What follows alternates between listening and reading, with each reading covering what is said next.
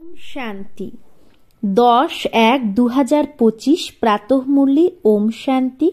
বাপদাদা মধুবন। বাবা বলেছে, মিঠে বাচ্চে, বাবা তোমাদের জ্ঞান যোগের খোরাক খাইয়ে জবরদস্ত খাতিরি করে। তো বাবা আমাদের কিভাবে খাতিরি করে? জ্ঞান যোগের খাবার খাইয়ে। তো সদৈব খুশ মজ মে রহো, মানে সদৈব খুশিতে থাকো, আর শ্রীমত অনুসারে সবার খাতিরি করতে থাকো। তো কিভাবে আমরা সবার খাতিরি করব? এই যে সবাইকে জ্ঞান যোগের খোরাক খাইয়ে। প্রশ্ন, এই সঙ্গম যুগে তোমাদের কাছে সব থেকে অমূল্য জিনিস কি আছে যেটাকে সামলাতে হবে?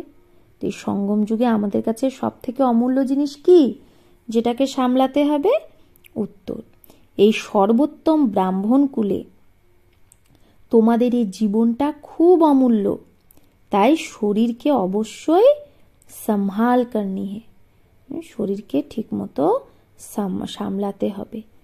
এরকম না যে এই শরীর তো মাটির পুতুল, কাহা ইয়ে খালাস হয়ে যায়, এটা তো খালাসি হয়ে যাবে না, ইনকো জিতে রাখনা হে, এই শরীরটাকে ভালো করে বাঁচিয়ে রাখতে হবে। কই বিমার হতে হে, কেউ অসুস্থ হলে তার প্রতি বিরক্ত হওয়া উচিত না, তাকে বলো তুমি শিব বাবাকে ইয়াদ করো, যত ইয়াদ করবে তত পাপ কাটতে থাকবে, তার সার্ভিস করা উচিত। হ্যাঁ, থাকে না কেউ অসুখ হলে তার কেয়ার দেখে না, তো বাবা বলছে না, তার সেবা করা উচিত, জিতা রহে, বেঁচে থাকুক, শিব বাবাকে ইয়াদ করতে থাকুক। ওম শান্তি। তো জ্ঞানের তৃতীয় নেত্র দিচ্ছে রুহানি বাবা, সে বসে রুহানি বাচ্চাদের বোঝায়। জ্ঞানের তৃতীয় নেত্র বাবা ছাড়া আর কেউ দিতে পারে না। এখন তোমরা বাচ্চারা জ্ঞানের তৃতীয় নেত্র পেয়েছ। এখন তোমরা বাচ্চারা জানো এই পুরানো দুনিয়া বদলে যাবে। বেচারা মানুষ এটা জানেই না যে বদলাবে কে আর কিভাবে বদলাবে, কারণ তাদের কাছে জ্ঞানের তৃতীয় নেত্র নেই। তোমরা বাচ্চারা এখন জ্ঞানের তৃতীয় নেত্র পেয়েছ, যার দ্বারা তোমরা সৃষ্টির আদি মধ্য অন্তকে জেনে গেছ। এটা হলো জ্ঞানের স্যাকরিন। স্যাকারিনের এক বুন্দো কত মিঠা হয়, স্যাকারিনের অল্প একটু বুন্দো কত মিঠা হয়, অল্প টুকরো। তো জ্ঞানের একটাই অক্ষর, কি সেটা? মন মনা ভব। এই অক্ষরটা কত মিঠা, নিজেকে আত্মা ভেবে বাবাকে ইয়াদ করো। বাবা শান্তিধাম আর সুখধামের রাস্তা বলছে। বাবা এসেছে বাচ্চাদের স্বর্গের বর্ষা দিতে। তো বাচ্চাদের কত খুশি থাকা উচিত, বলেও খুশির মতো খোরাক নেই। যে সদৈব খুশি আনন্দে থাকে তার জন্য তো এটাই খোরাক। 21 জন্ম আনন্দে থাকার এটা জবরদস্ত খোরাক। এই খোরাক সদৈব একে অপরকে খাওয়াতে থাকো। এটা হলো একে অপরের জবরদস্ত খাতিরি। যেরকম কেউ কারো বাড়িতে এলে মানুষ খাতিরি করে না, তাকে খাওয়ায় দাওয়ায় বসায়। তো বাবা বলছে তুমি এই যে নিজে খুশি আনন্দে থাকতে থাকো, থাকো উনকে লিয়ে জैसे खुराक होती है। তো 21 জন্মের জন্য আনন্দে থাকার এটা জবরদস্ত খোরাক, জ্ঞান আর যোগ। তাহলে সবাইকে এই খোরাকই খাওয়াতে থাকো, এটাই জবরদস্ত খাতিরি। তোমরা বাচ্চারা শ্রীমতে সবার রুহানি খাতিরি করো। সত্যিকারের খুশ খেরাফত এটাই, কাউকে বাবার পরিচয় দেওয়া, এটাই হলো সত্যিকারের খুশি দেওয়া। মিষ্টি বাচ্চারা জানে বেহদের বাবার দ্বারা আমরা জীবন মুক্তির গিফট পেয়েছি। সত্যযুগে ভারত জীবন মুক্ত ছিল, পাবন ছিল। বাবা অনেক বড় উঁচু খোরাক দেয়, তবেই তো গায়ন আছে অতীন্দ্রিয় সুখ। জিজ্ঞেস করো তো গোপ গোপীদের জিজ্ঞেস করো, এই জ্ঞান আর যোগের কত ফার্স্ট ক্লাস ওয়ান্ডারফুল খোরাক। আর এই খোরাক এক রুহানি সার্জেনের কাছেই আছে। আর কেউ এই খোরাকটা জানেই না। বাবা বলে, মিষ্টি বাচ্চা, তোমাদের জন্য আমি তিরিপার মানে হাতে করে গিফট এনেছি। মুক্তি, জীবন মুক্তির এই সওগাত, এই গিফট আমার কাছেই থাকে। কল্পে কল্পে আমি এসে তোমাদের এই সওগাত দিই, আবার রাবণ এসে ছিনিয়ে নেয়। তো এখন তোমরা বাচ্চারা, কত তোমাদের খুশি হওয়া উচিত, খুশির পাড়া চড়া উচিত। তোমরা জানো আমাদের একটাই বাবা, টিচার আর সত্যিকারের সদ্গুরু, যে আমাদের সাথে নিয়ে যায়। মোস্ট বিলাভেড বাবার দ্বারা আমরা বিশ্বের বাদশাহী পাই। এটা কম বড় কথা কি? বাচ্চাদের সদৈব হর্ষিত থাকা উচিত। Godly student life is the best, এটা এখনকারই গায়ন না। তারপরে নতুন দুনিয়ায় তোমরা সদৈব খুশি মানাতে থাকবে। দুনিয়া জানে না যে সত্যিকারের খুশি কবে মানানো হয়। মানুষ তো সত্যযুগে কে জানেই না, সত্যযুগের জ্ঞানই নেই, তাই এখানেই মানাতে থাকে সব। কিন্তু এই পুরানো তমপ্রধান দুনিয়ায় খুশি কোথা থেকে আসবে? এখানে তো ত্রাহি ত্রাহি করতে থাকে। কত দুঃখের দুনিয়া এটা। বাবা তোমাদের বাচ্চাদের কত সহজ রাস্তা বলে, গৃহস্থ ব্যবহারে থেকে কমল ফুল সমান থাকো, ধান্দা ধরি আদি করেও আমাকে ইয়াদ করতে থাকো। যেরকম আশিক আর মাসুক হয় না, প্রেমিক প্রেমিকা, তারা তো একে অপরকে মনে করতেই থাকে।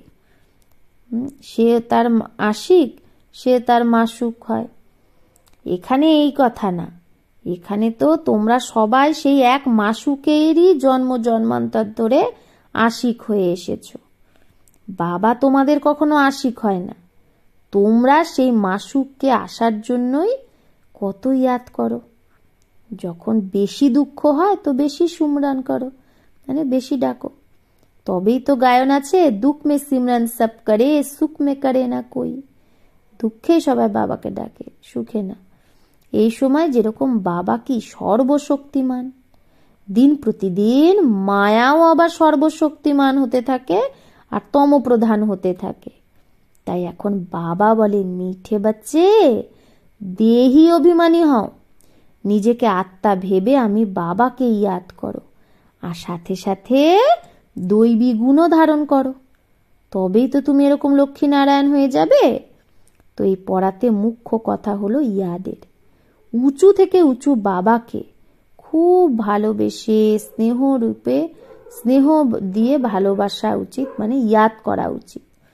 সে উঁচু থেকে উঁচু বাবা, সেই তো নতুন দুনিয়া স্থাপন করবে। বাবা বলে, আমি এসেছি তোমাদের বাচ্চাদের বিশ্বের মালিক বানাতে, তাই এখন আমাকে ইয়াদ করো, তাহলে তোমার অনেক জন্মের পাপ কেটে যাবে। পতিত পাবন বাবা বলে, তুমি অনেক পতিত হয়ে গেছো, তাই এখন তুমি আমাকে ইয়াদ করো, তো তুমি পাবন হয়ে পাবন দুনিয়ার মালিক হয়ে যাবে। পতিত পাবন বাবাকেই ডাকে না, এখন বাবা এসেছে তো নিশ্চয় পাবন হতে হবে। বাবা দুঃখকর্তা সুখকর্তা, তো বরাবর সত্যযুগে পাবন দুনিয়া ছিল, তো সবাই সুখী ছিল। এখন বাবা আবার বলছে, বাচ্চা, শান্তিধাম আর সুখধামকে ইয়াদ করতে থাকো। এখন হলো সঙ্গম যুগ, মাঝি তোমাদের এই পার থেকে ওই পারে নিয়ে যায়। নৈয়া কই এক নেই, এখানে একটা নৌকা না, সারা দুনিয়ায় যেন একটা বড় জাহাজ। সেই জাহাজকে বাবা এই পার থেকে ওই পারে নিয়ে যায়। তোমরা মিষ্টি বাচ্চাদের কত খুশি থাকা উচিত, তোমাদের জন্য তো সদৈব খুশি খুশি। বেহদের বাবা আমাদের পড়াচ্ছে, বাহ, এটা কখনো না শুনেছ না পড়েছ। ভগবানও বাচ, আমি তোমাদের রুহানি বাচ্চাদের রাজযোগ শেখাচ্ছি, তো পুরো রীতি শেখা উচিত, ধারণা করা উচিত, পুরো রীতি পড়া উচিত। পড়াতে নাম্বার বার তো সদৈব হয়ই। নিজেকে দেখতে হবে, আমি উত্তম না মধ্যম না কনিষ্ঠ। বাবা বলে, নিজেকে দেখো, আমি উঁচু পদ পাওয়ার যোগ্য, রুহানি সার্ভিস করি কারণ বাবা বলে, বাচ্চে সার্ভিসেবল হও, ফলো করো। আমি এসেইছি সার্ভিসের জন্য, রোজ সার্ভিস করি, তার জন্যই তো এই রথ নিয়েছি। এই রথ অসুখ হয়ে গেলে ব্রহ্মা বাবা যদি শরীর অসুস্থ হয়ে যায়, তো আমি এর মধ্যে বসে মুরলি লিখি, মুখ দিয়ে বলতে পারে না, তাও আমি লিখে দিই, যাতে বাচ্চাদের মুরলি মিস না হয়। তাহলে আমিও তো সার্ভিসেই আছি না, শিব বাবাও সার্ভিসে আছে। এটা হলো রুহানি সার্ভিস।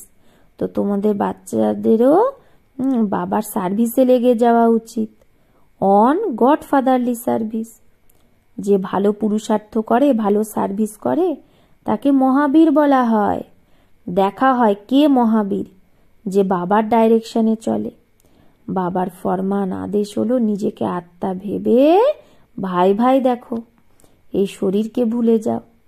বাবাও শরীরকে দেখে না, বাবা বলে আমি আত্মাদের দেখি। বাকি এটা তো জ্ঞান যে আত্মা শরীর ছাড়া কথা বলতে পারবে না। আমিও এই শরীরে আসি লন্নি, শরীর দ্বারাই তো আত্মা পড়তে পারবে না। বাবা এই ভ্রুকুটির মাঝে এসেই বসে। এটা হলো অকাল তখ্ত। আত্মা অকাল মূরত না, আত্মা কখনো ছোট বড় হয় না, শরীর ছোট বড় হয়। যত আত্মা আছে সব আত্মারই সিংহাসন বা তখ্ত কোনটা? এই ভ্রুকুটি। সব আত্মা তো ভ্রুকুটি মাঝে এসেই বসে। শরীর তো সবার ভিন্ন ভিন্ন, আলাদা আলাদা হয় শরীর। কারো অকাল তখ্ত পুরুষের, তো কারো অকাল তখ্ত স্ত্রীর, কারো অকাল তখ্ত বাচ্চার। তো বাবা বসে বাচ্চাদের রুহানি ড্রিল শেখায়। যখন কারো সাথে কথা বলবে তো প্রথমে নিজেকে আত্মা ভাবো, আমি আত্মা অমুক ভাইয়ের সাথে কথা বলছি। বাবার পরিচয় দিচ্ছি যে শিব বাবাকে ইয়াদ করো। ইয়াদের দ্বারাই তো জং বেরোবে। সোনায় যখন খাত পড়ে যায় তো সোনার ভ্যালুই কমে যায়। তো তোমাদের আত্মাদেরও জং পড়লে তোমরা ভ্যালুলেস হয়ে গেছো, জং পড়ে গেছে না বিকারের। তো এখন আবার পাবন হতে হবে। তোমরা আত্মারা এখন জ্ঞানের তৃতীয় নেত্র পেয়েছো। ওই নেত্র দিয়ে নিজের ভাইকে দেখো। ভাই ভাইকে দেখলে কর্মেন্দ্রিয় চঞ্চল হবে না। রাজ্য ভাগ্য নিতে হবে, বিশ্বের মালিক হতে হবে। তাহলে এই মেহনতটা তো করো। কোন মেহনত? ভাই ভাই দেখা। ভাই ভাই ভেবে সবাইকে জ্ঞান দাও, তাহলে এই অভ্যাস পাক্কা হয়ে যাবে। তো বাবা বলছে সত্যিকারের ব্রাদার তো তোমরা সবাই। বাবাও উপর থেকে এসেছে, তোমরাও উপর থেকে এসেছো। বাবা বাচ্চাদের সাথেই সার্ভিস করছে। সার্ভিস করার জন্য বাবা হিম্মত দিচ্ছে বাচ্চাদের। হিম্মতে বাচ্চে মাদাদে বাপ। তো এই প্র্যাকটিস করা উচিত। আমি আত্মা ভাইদের পড়াই, আমি আত্মা আর একটা আত্মা ভাইকে পড়াচ্ছি। আত্মা পড়ছে না, তো একে কি বলা হয়? স্পিরিচুয়াল নলেজ, যেটা রুহানি বাবার থেকেই পাওয়া যায়। সঙ্গমেই বাবা এসেই নলেজ দেয়। কি নলেজ? যে নিজেকে আত্মা ভাবো। তুম নঙ্গে আয়ে থে না অঙ্গে। তুমি যখন এসেছিলে কোনো অঙ্গ ছিল না, আবার এখানে শরীর ধারণ করেই তুমি 84 জন্ম পাট বাজালে। এখন আবার ফেরত যেতে হবে। তাই নিজেকে আত্মা ভেবে ভাই ভাইয়ের দৃষ্টিতে দেখতে হবে। এই মেহনত করতে হবে। তো নিজের মেহনত নিজেকেই করতে হবে। दूसरे में हमारा क्या जाता? অন্য কে কি করছে তা আমার কি? চ্যারিটি বিগিনস এট হোম, মানে প্রথমে নিজেকে আত্মা ভেবে ভাইদেরকে বোঝাও, তো ভালোভাবে তীর লাগবে। তো এই ধার আত্মার মধ্যে ভরতে হবে। মেহনত করলে তবেই তো উঁচু পথ পাবে। এতে কিছু সহনও করতে হয়। যখন কেউ উল্টো সুল্টো কথা বলবে তো তুমি চুপ থাকো। তুমি চুপ থাকলে দুসরা কি বলবে? তালি দুই হাতে বাজে। একজন মুখের তালি বাজায় আর একজন যদি চুপ করে যায় তো প্রথমজন এমনি চুপ হয়ে যাবে। তালি থেকে তালি বাজলেই তো আওয়াজ হবে। বাচ্চাদের একে অপরের কল্যাণ করতে হবে। বাবা বোঝায় বাচ্চা সদৈব খুশিতে যদি থাকতে চাও তাহলে মন মনা ভব। নিজেকে আত্মা ভেবে বাবাকে ইয়াদ করো। ভাইদের অর্থাৎ আত্মাদেরকে ভাই রূপে দেখো। তো বাচ্চাদের রুহানি যাত্রায় থাকার অভ্যাস তৈরি করতে হবে। তোমাদেরই এটা লাভের ব্যাপার, ফায়দা তোমারই হবে। বাবার শিক্ষা ভাইদের দিতে হবে। বাবা বলে আমি তোমাদের আত্মাদের জ্ঞান দিচ্ছি, আত্মাদেরই দেখছি। মানুষ মানুষের সাথে কথা বললে তার মুখই দেখবে না, আর তোমরা আত্মার সাথে কথা বলো তো আত্মাকেই দেখতে হবে। ভলে শরীর দ্বারা জ্ঞান দাও, কিন্তু এতে শরীরের ভান ত্যাগ করতে হবে। তোমাদের আত্মা বোঝে পরমাত্মা বাবা আমাদের জ্ঞান দিচ্ছে, তো বাবাও বলে আত্মাদেরই দেখছি, আত্মাই বলে আমরা পরমাত্মা বাবাকে দেখছি, তার থেকে নলেজ নিচ্ছি। একে বলা হয় স্পিরিচুয়াল জ্ঞানের লেনদেন, আত্মার সাথে আত্মার। আত্মার মধ্যে জ্ঞান আছে, আত্মাকে জ্ঞান দিতে হবে। এই যে জৌহার, তাহলে আত্মা দেখার প্র্যাকটিস, আত্মা ভাবার প্র্যাকটিস, এটাই হলো আত্মার যোগের ধার, শক্তি। তোমাদের জ্ঞানেও এই জৌহার ভরে যাবে, তো কাউকে বোঝালে ঝট করে তীর লেগে যাবে। বাবা বলে প্র্যাকটিস করে দেখো তীর লাগে কি লাগে না। এটা নতুন অভ্যাস, এটা তৈরি করতে হবে, তাহলে শরীরের ভান বেরিয়ে যাবে। মায়ার তুফান কম আসবে, খারাপ সংকল্প আসবে না, ক্রিমিনাল আয়ও হবে না।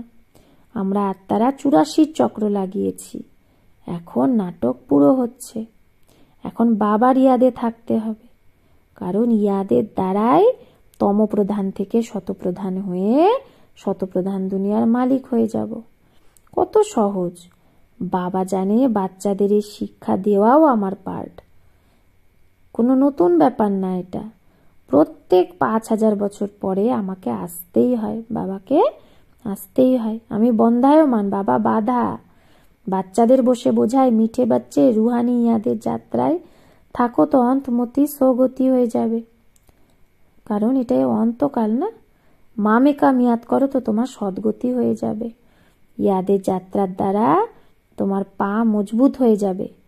এই দেহ অভিমানী হওয়ার শিক্ষা একবারই তোমরা বাচ্চারা পাও। কত ওয়ান্ডারফুল জ্ঞান। তো বাবা ওয়ান্ডারফুল, তো বাবার জ্ঞানও ওয়ান্ডারফুল। কখনো কেউ এই কথাগুলোকে বলতে পারে না। এখন ফেরত যেতে হবে, তাই বাবা বলে মিষ্টি বাচ্চা এটা প্র্যাকটিস করো, নিজেকে আত্মা ভেবে আত্মাদের জ্ঞান দাও। তৃতীয় নেত্র দ্বারা ভাই ভাইকে দেখতে হবে, এটা খুব মেহনত। এটা হলো তোমাদের ব্রাহ্মণদের সর্বোত্তম উঁচু থেকে উঁচু কুল। এই সময় তোমাদের জীবন অমূল্য, তাই এই শরীরকেও সামলাতে হবে। তমপ্রধান হওয়ার কারণে শরীরের আয়ুও তো কম হতে থাকে না। এখন তোমরা যত যোগে থাকবে তত আয়ু বাড়বে। তোমাদের আয়ু বাড়তে বাড়তে 150 বছর হয়ে যাবে সত্য যুগে। তাই শরীরেরও সম্ভাল করতে হবে। এরকম না এটা তো মাটির পুতুল, এটা তো খালাসি হয়ে যাবে না, একে বাঁচিয়ে রাখতে হবে। এটা অমূল্য জীবন না। তো কেউ বিমার হলে তার প্রতি বিরক্ত হওয়া উচিত না। তাকেও বলো শিব বাবাকে ইয়াদ করো, যত ইয়াদ করবে তত তা তোমার পাপ কাটতে থাকবে। তার সার্ভিস করা উচিত, বিমার ব্যক্তির সেবা করা উচিত। জিতা রাহে, বেঁচে থাকুক, শিব বাবাকে ইয়াদ করতে থাকুক। এটা তো বুঝতে পারছো যে আমরা বাবাকে ইয়াদ করি, আত্মা ইয়াদ করে বাবার থেকে বর্ষা পাওয়ার জন্য। अच्छा, मीठे मीठे सिकिलधे बच्चों प्रति नंबर बार पुरुषार्थ अनुसार माता पिता बाप दादा का याद प्यार और गुड मॉर्निंग। रूहानी बाप की रूहानी बच्चों को नमस्ते। हम रूहानी बच्चों की रूहानी माता पिता बाप दादा को याद प्यार गुड मॉर्निंग और नमस्ते नमस्ते नमस्ते। शुक्रिया बाबा, आपको लाख लाख शुक्रिया। धारणार জন্য মুখ্য সার 1, নিজেকে দেখো আমি পুরুষার্থে উত্তম না মধ্যম না কনিষ্ঠ, আমি উঁচু পদ পাওয়ার যোগ্য, আমি রুহানি সার্ভিস করি। 2, তৃতীয় নেত্র দ্বারা আত্মা ভাইকে দেখো, ভাই ভাই ভেবে সবাইকে জ্ঞান দাও। আত্মিক স্থিতিতে থাকার অভ্যাস তৈরি করো, তাহলে কর্মেন্দ্রিয় চঞ্চল হবে না। বরদান, ব্রহ্মা বাপ সমান মহাত্যাগ দ্বারা মহান ভাগ্য যে বানায় সেই ফরিস্তা ও বিশ্ব মহারাজন ভব। তো ব্রহ্মা বাপ সমান মহাত্যাগের দ্বারা যে মহান ভাগ্য বানায় সেই ফরিস্তাস ও বিশ্ব মহারাজন ভব। ফরিস্তাস ও বিশ্ব মহারাজন হওয়ার বরদান সেই বাচ্চাই প্রাপ্ত করে যে ব্রহ্মা বাবার প্রত্যেক কর্মরূপী কদমের পিছনে কদম ওঠায়, যার মন বুদ্ধি সংস্কার সদা বাবার সামনে সমর্পিত হয়। যেরকম ব্রহ্মা বাবা এই মহা ত্যাগের দ্বারাই মহান ভাগ্য প্রাপ্ত করেছিল, অর্থাৎ নাম্বার 1 সম্পূর্ণ ফরিস্তা আর নাম্বার 1 বিশ্ব মহারাজন হয়েছিল। এইরকম ফলো ফাদার যে করে সেই বাচ্চাও মহান ত্যাগী বা সর্বস্ব ত্যাগী হবে। সংস্কার রূপেও বিকারের বংশের ত্যাগ করবে। সংস্কারেও সে বিকার তার মধ্যে থেকে ত্যাগ করবে। স্লোগান: এখন সব আধার ছিন্ন হয়ে যাবে, তাই এক বাবাকেই নিজের আধার বানাও। তো বাবা কি বলছে, এখন সব আধার টুটনে বালে হে, কোনো আধারই থাকবে না। আমরা যে যে আধারই ধরে রাখি, কোনো ব্যক্তিকে, কোনো বস্তুকে, কোনো বৈভবকে, বাবা বলছে সব আধার টুটনে বালে। তার জন্য এক বাবাকেই নিজের আধার বানাও। বাবা কখনো টুটনে বালে না, কেন? কারণ বাবা হলো অবিনাশী, বাকি সবাই কি বিনাশী। তো নিজের শক্তিশালী মনসা দ্বারা সকাশ দেওয়ার সেবা করো। তো এত সারা এই যে পুরো প্রকৃতিকে পরিবর্তন করা, তমগুণী সংস্কার সম্পন্ন আত্মাদের তমগুণী ভাইব্রেশনকে বদলানো, আর নিজেকেও এইরকম খুনে না হেঁকে এরকম রক্ত বন্যার বায়ুমণ্ডলের ভাইব্রেশন থেকে সেফ রাখা, অর্থাৎ সেই আত্মাদের সহযোগ দেওয়া, এই বিশাল কার্যের জন্য মনসাকে শুভ ভাবনার দ্বারা সম্পন্ন ও শক্তিশালী বানাও। তাহলে এই বিশাল কার্যের জন্য নিজের মনকে কি বানাতে হবে? শুভ ভাবনা সম্পন্ন শক্তিশালী বানাতে হবে। আচ্ছা, ওম শান্তি।